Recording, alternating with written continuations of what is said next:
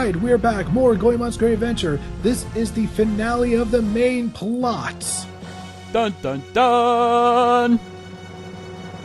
And we finally caught up for the last time with Dochuki and Bismaru. Gotta tell you, that's an epic throne. Let's see what this old hag's got left. I actually kind of like this one. It's kind of funny to me. But then again, I could really use the comic relief after all that. Yeah, I kind of saw that coming. Yeah, and that's basically the last we'll ever see of Bismaru. Not that I'm complaining. So the person we've been chasing this whole time gets taken out just like that. And oh, look, Suzaku's been captured. What a shock.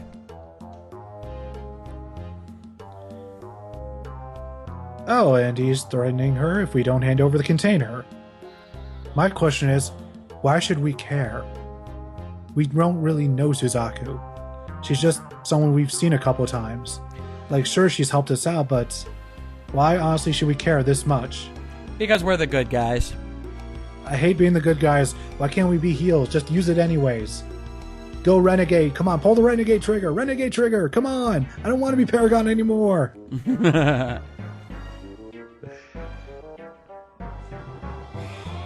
And he smashes it.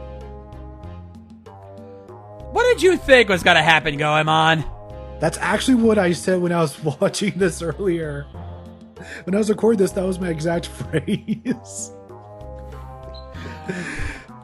Like, did he think that he was just not going to destroy it? Do you think he was going to keep it safe for whatever reason? Anyways, this guy doesn't want to fight himself because, cockiness. And so he's going to send up the Death Devil God.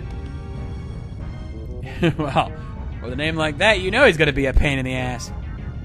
Actually, yes, he is. This is the hardest robot boss in the entire game. And it's also the longest. So you mean he's actually going to be a threat this time compared to the last few robot fights? Yeah. Especially the last one, which was just a cathartic beatdown. This one, not so much. Because the Devil Death God can deal quite a bit of damage. Well, with a name like that, he better be able to do some damage. Like, all it takes is just 3 or 4 hits from him, and then you're dead. Yeesh. And yeah, with appearance like that, you know he's not screwing around, because we are literally fighting robot death. And look at his health, all 6s. Huh.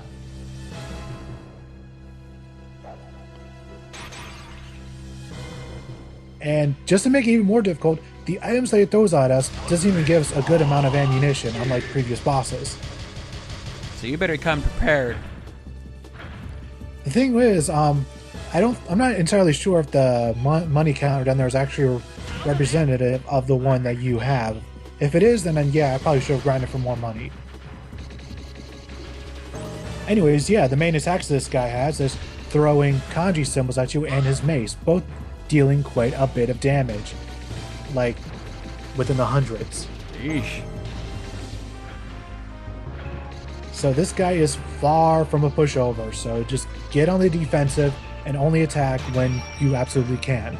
Yeah. See, look at that, I'm already below, almost at 300 health. Almost half after health just right one there. hit. Almost took out half my health with one hit.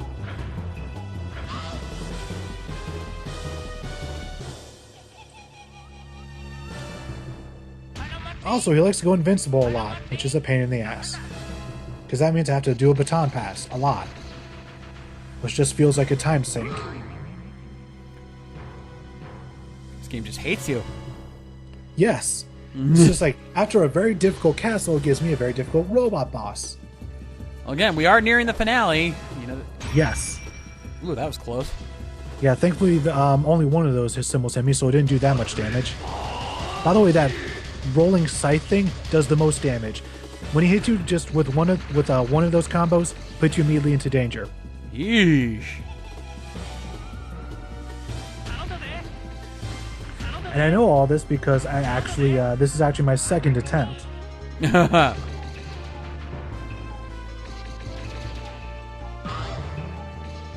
And of course, I bequeath a boot to the head. And one for Jenny and the Wimp. Hold still and catch the damn thing, you dumb bastard. God, it's Yeah, sometimes it can be hard to aim because your partner will immediately run to one side of the screen whenever they sense the enemy going invincible.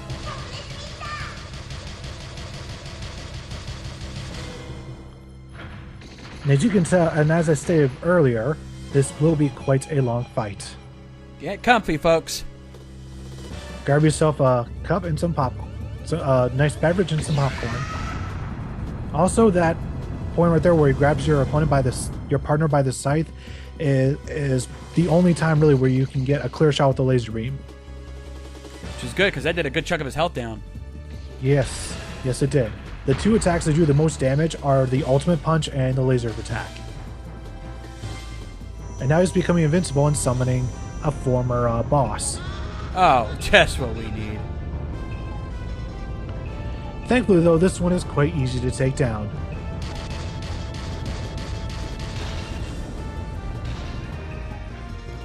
As far as I can tell, throwing the boss at him doesn't actually deal any damage. It just prevents you from taking damage. Prepare to fast forward! Prepare to fast forward! Fast forwarding, sir! That is how long this boss battle is, the fact that I actually had to fast forward it. Because it just gets that monotonous.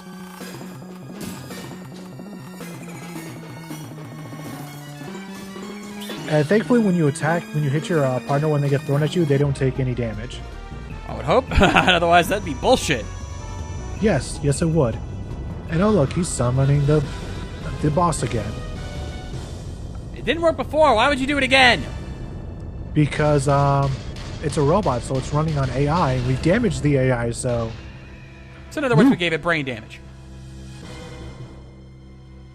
It's stuck in the loop. That was close. Oh yeah. Get your balls out of my face, bitch. Phrasing. And more fast forwarding. Because once again, this boss battle is that long and that monotonous. Yeah, take a look at how much damage has been done. Like, we were at like 2200, 2222, something like that earlier. We're not even at below 2200 yet. And that's with me fast forwarding this fight. And now, thankfully, we've finally gotten under 2,000 health. Thank God.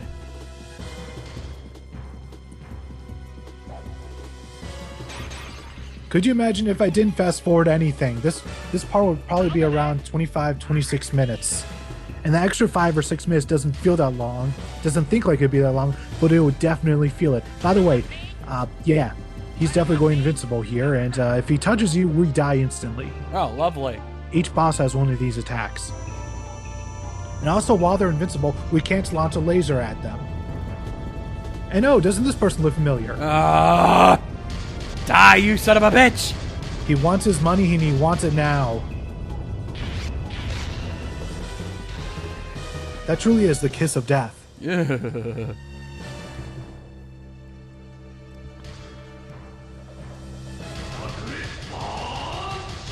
I'm so glad the ultimate punch animation goes on for a while, giving you a large window to catch your enemy.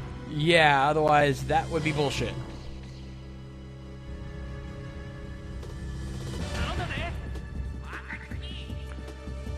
We are thankfully nearing the end of this boss fight. It doesn't go on for much longer at all. Oh, especially since he gave you the chance to do this.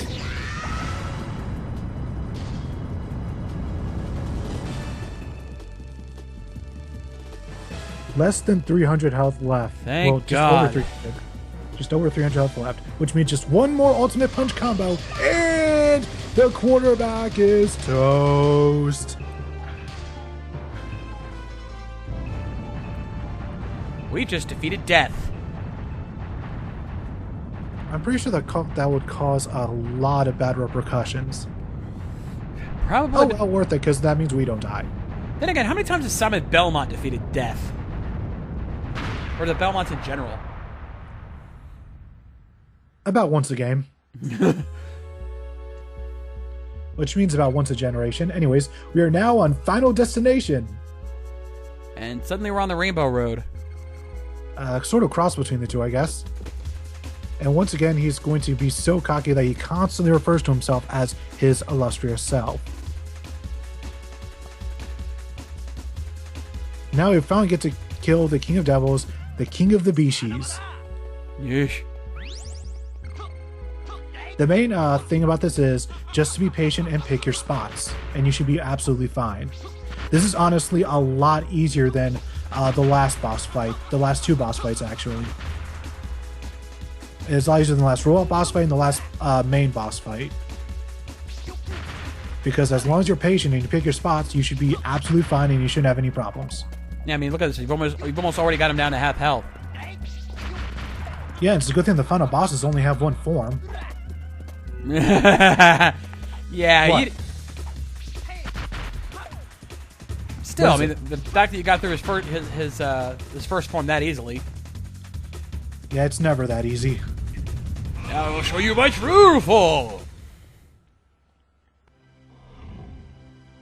And he turns into Beast. This is usually what demons look like in Japanese mythology, if I'm correct. Yeah, not too far off on that one, yeah. And it was actually forgot how to damage him, but thankfully through experimentation I discovered how. Hit him in the face. How do you kill the ultimate demon?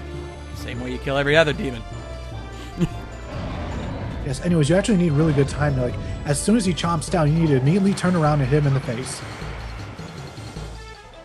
So this part could actually be a little difficult depending on your timing.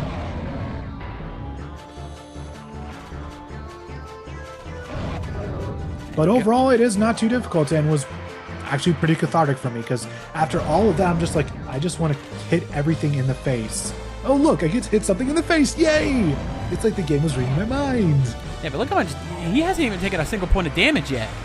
Yet. Wait till you see how we do damage him, though. Aha! And look how much damage I'm doing just from this one cycle of attack. I've already taken over a quarter of his health.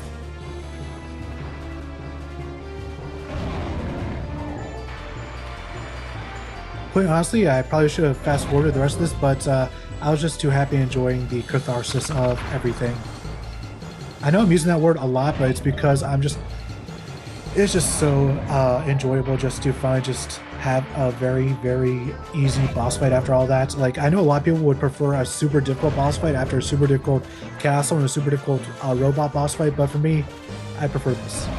I think what most people prefer is more of at least an epic fight, which this definitely feels like. Yes. They just don't like it when you get a super difficult boss fight and then you get one that's so easy that you can knock it out in a minute. Yeah, this definitely is not that. This actually does take some skill. Like, as you can see there, it takes really, really quick timing. Yeah, this feels like a final boss fight, at the very least. Yeah, you're fighting a demon on a rainbow. By the way, I would love to see Finn Balor use this as a face paint or something to the extent. I could see it. Probably to modify it a little bit, but hey, what are you going to do? I am afraid, though, if he tried to do it, he might end up looking a bit too much like Mantar. Yeah, that is a kind of a risky thing there. You don't want that. No one wants Mantar. No, there's a fine line between badass and goofy. Anyways, the main place you're going to want him to attack is the middle, just so you have enough time to either run away from the smoke and the lasers.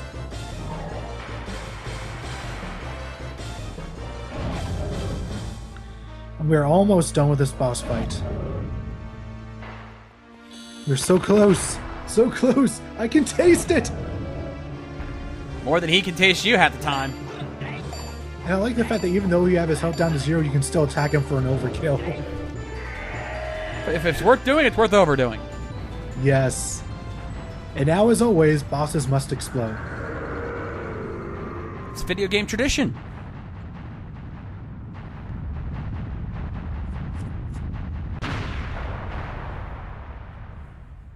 And we have slayed the demon and saved all of mankind. And this time there won't be stupid fangirls to chase us away for it. Hey. That's still one of my favorite endings in video games, just because of the fact that you think you're the heroes, but it turns out you just piss a whole bunch of fangirls off. That'll never stop being funny to me.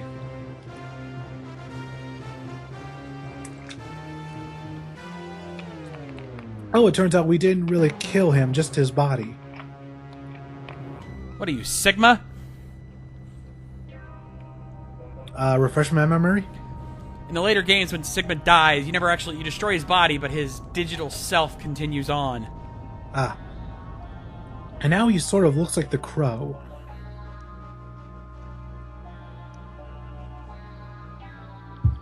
By the way, wait till you see how this guy, this evil demon, this ruler of all things evil, gets defeated.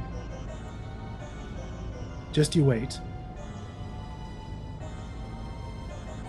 I'm pretty sure it puts any ridiculous moment in the original Dragon Ball series to shame.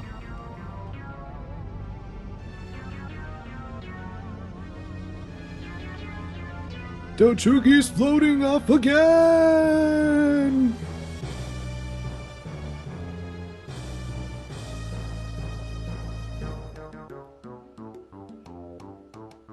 Wait for it.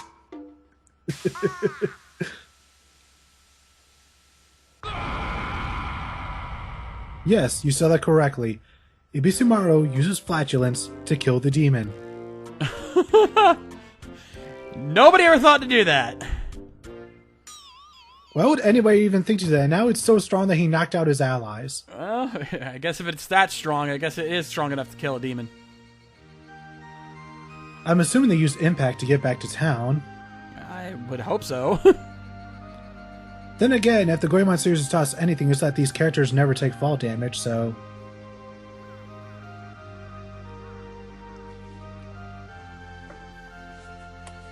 No, of course nobody ever expects the heroes to be able to actually defeat the bad guys. Even though he's already defeated many, many, many bad guys before, but then again, she's from a different dimension, so she's probably never heard of him.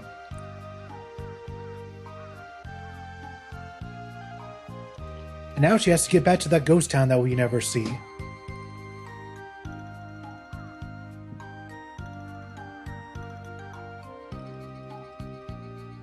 Bye-bye, Suzaku. You are totally a very, memorable character. That did many things that were important. Like give us that bottle, which ended up getting destroyed. And ended up getting captured. What was the point of you again? Fan service? Sure, why not? But then again, we had Yay for that. And she turns into a mermaid. Yeah, but you gotta really appease the furries. Of course, of course. Anyways, we now have a tiny bit of a denouement with the Wise Man. And we're also going to learn something very interesting about Ibisumaru. I don't like the way you said that. I don't know what you're talking about. Oh god. Trolls! Prepare for trolls! No, this is... Just you wait. Your charm. That's a good way of putting it. Yeah, sure. It's gonna be good. It's gonna be good. Also, one thing I want to know is, how did Sasuke get knocked out by Ibisumaru's gas? Did Wise Man install olfactory senses on him? Who knows? Yes, the machine was a reject. Also, we have voice acting again. Ibisumaru's eyes.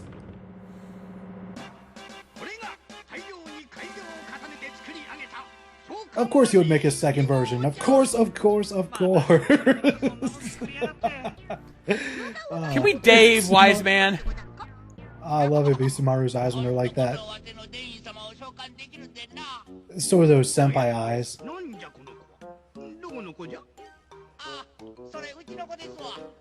Yes, Ibisumaru is a father. Just let that sink in, folks. To be fair, we did meet one of his fangirls in the second town.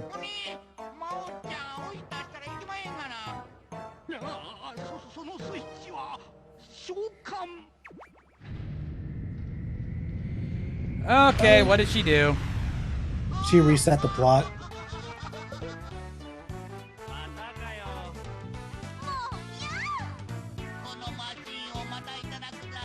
Don't worry, it gets it gets taken care of in about 5 seconds. Anyways, we'll see you guys next time for the epilogue of Goemon's Great Adventure.